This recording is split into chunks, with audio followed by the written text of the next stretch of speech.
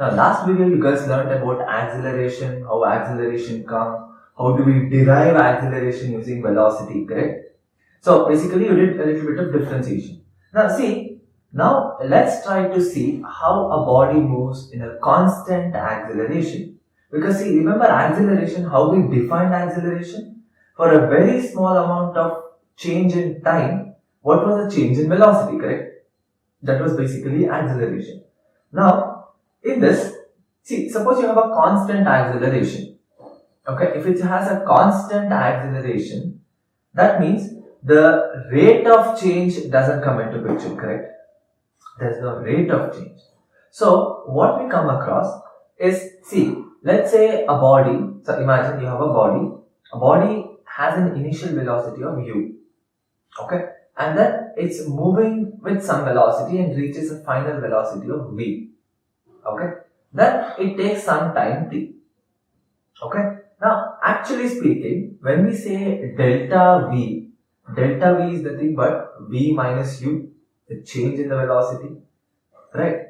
Now, the initial time and final time, the difference of those two is basically delta t, right? So, your acceleration is given by v minus u divided by t2 minus t1, right? So, if you cross multiply, you get v minus u is equal to a into t2 minus t1, correct? Okay, now, so let's come down to the acceleration formula. See, when we say acceleration formula, in this case, if the body is starting at time t is equal to 0, then you'll have v minus u is equal to a into t2 minus t1. So, if the initial time is 0, then it is traveling for t seconds, correct? So, you'll get v minus u is equal to a into t.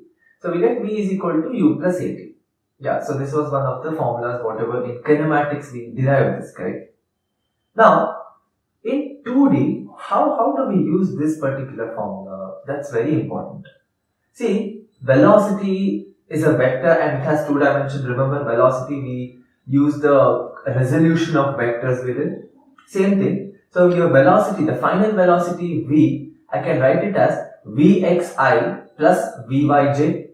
Same thing goes with initial velocity, and then same thing goes with acceleration also. Remember, acceleration a, you can write this as axi plus ayj, correct? So, in this case, what we need, remember, in any vector, the I components of the LHS and the I components of the RHS are equal, and J component of LHS is equal to J component of RHS. Okay, so the formula reduces to Vxi plus Vyj is equal to Uxi plus Uyj plus Axi plus Ayj into T.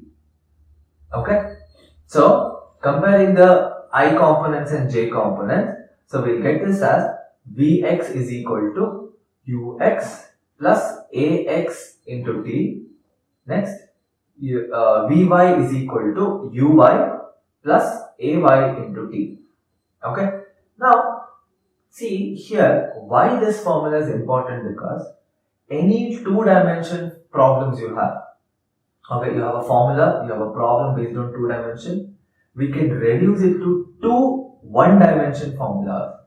Because see, in this case, velocity, acceleration, both are 2D, basically two-dimension, you can say parameters.